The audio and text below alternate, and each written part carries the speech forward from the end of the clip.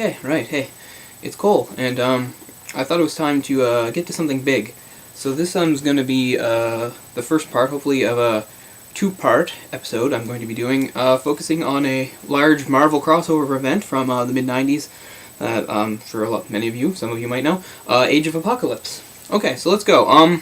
In late 95 and then stretching into early 96, I think into the summer, all the X titles, all the X-Men titles and related books, they all changed as the normal storyline was pressed into an alternate timeline, alternate reality.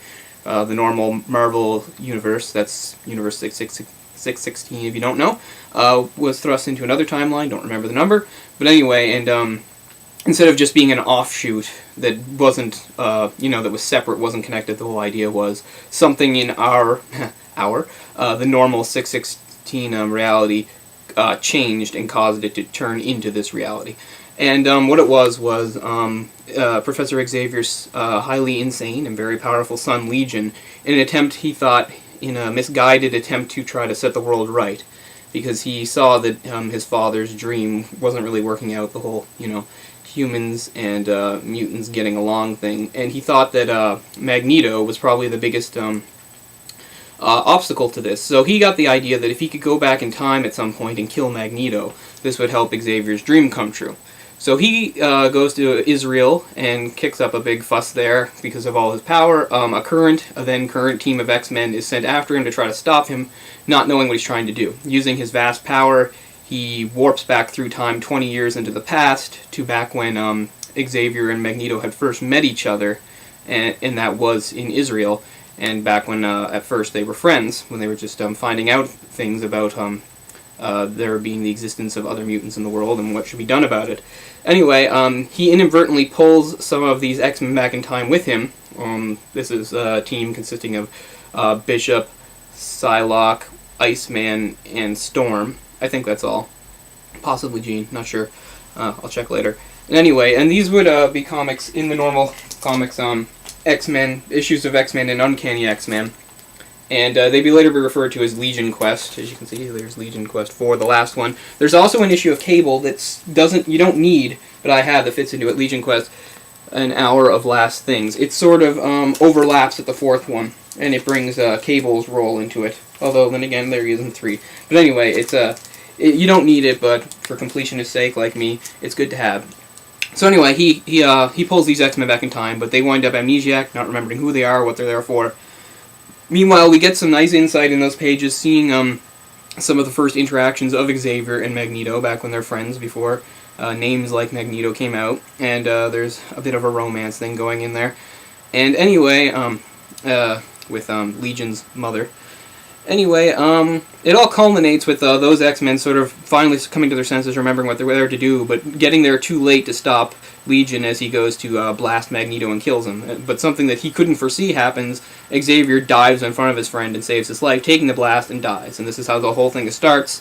What happens is it creates a time paradox because a son came back in time and killed his father, and also so all those time displaced X-Men get ripped out of existence. They disappear, except for Bishop, and this is because Bishop, if you know anything about X-Men, is a time displaced anomaly, and so he winds up staying, and he is the trigger for everything that's going to happen 20 years later down the line in a new world that is reshaped by Apocalypse. The whole idea being, now that Xavier is out of the way 20 years earlier, or whatever, no one to stand in his way, no X-Men team formed, Apocalypse brings his vision of world domination and starts that early.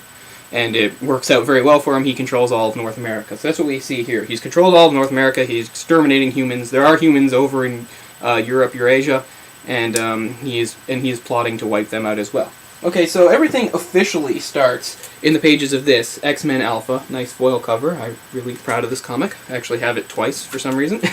But anyway, that's where everything starts, and the whole idea is a current team of X-Men. The idea is that Magneto swore that he would carry on his dead friend's dream, so he forms the X-Men instead, Magneto. And as we get in lots of alternate universes, good guys are bad guys are good, what's going on? Anyway, they come across Bishop, who had been wandering around for 20 years. So now we get to see Bishop, 20 years older than we're used to seeing him. He's wandering around sort of in a haze, not knowing what's going on. and all he knows is that the world around him is wrong, because he can remember a bit, but he can't remember much. Anyway, he falls into the hands of the X-Men and Magneto, and it's convoluted and complicated for a little while, but eventually he gets across to them that he comes from a different reality, where things were different, where Xavier didn't die, and Apocalypse didn't take over, and that's what everything hinges on. Okay, so now all these titles, there's a ton. I own almost all of them. I'm very proud of this. This is one of the first big things I started to do when I was collecting comics. This was something that resonated with me very deeply that I remembered, and I really wanted to collect it all. Very lately, not very lately, but in the past year or so, the Age of Apocalypse storyline has been collected into various trade paperbacks. I don't know everything they include, but I do know that that hadn't been the case years ago, and plus I thought it was a neat goal to have to piece these together. At least where I was living and that sort of thing, it was a difficult thing and took years to do, and like I said, I still don't have everything. So anyway, so for the 4 months of the crossover, titles were changed. The normal X-Men title, that simply became a title called Amazing X-Men. Uncanny X-Men became a title called Astonishing X-Men, which has no relation to the current Astonishing X-Men. Here are the 4 Amazing X-Men. Astonishing, where are you at? There we go. And they and there's separate teams of X-Men that get split up to do separate missions, which I will talk about, but not in this episode probably. X-Factor becomes Factor X, and that focuses on what's going on with Scott Summers, who was not an X-Man in this universe. X-Force becomes Gambit in the Externals. Again, Gambit was a former X-Man in this timeline, but he breaks off from them for a very good reason, because Rogue marries Magneto. He can't stand it, so he leaves, and Gambit in the Externals is a group of thieves that he is the leader of, as they sort of do a Robin Hood thing, striking out against Apocalypse's empire and helping humans and those in need. What else we got here? We have Generation Next, which of course was Generation X. They are led by Colossus and Shadowcat, Kitty Pryde, who are also both former X-Men that left for their own reasons. What else we got? Cable does not exist in this timeline, for obvious reasons. If you know Cable, you'll understand why he wouldn't. And he's replaced by 4 issues of a title called X-Man, a character that they invented for the purposes of this. This is where I have a hole, by the way. I only have X-Man #1. Don't have 2, 3, and 4. Also, X-Man -1 and X-Man Annual 96 are part of this. Don't have them either. Like to get my hands on them someday. Anyway, he's a character that would eventually break through into the normal 616 universe when all this was over, and maybe we'll talk about that. There are various one-shots and things like that, and like I said, everything officially starts with X-Men Alpha, but there's stuff that goes back before. Like I said, there's some history talking about why certain members or part of the team aren't there anymore, such as Logan and Jean and Shadowcat and people like that. The Scarlet Witch, Wanda, she's dead. Another title I forgot. This was, well,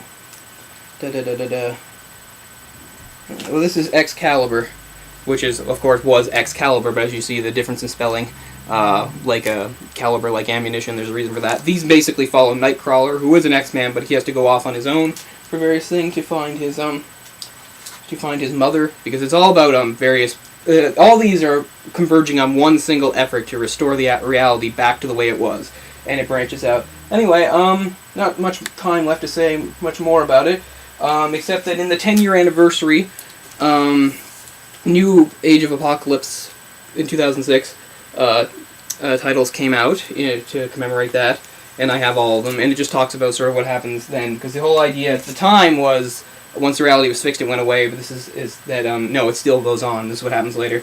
This is fun. The official handbook of the Marvel Universe, X-Men Age of Apocalypse in 2005. It just lets you know the lay of the land and how things are standing after all that's over. In the meantime, for that, there's different things like Age of Apocalypse The Chosen, which is just Apocalypse's own files, similar to the Strife's files, Strike files perhaps, that he had, just talking about various enemies and his plans and what he would do with them.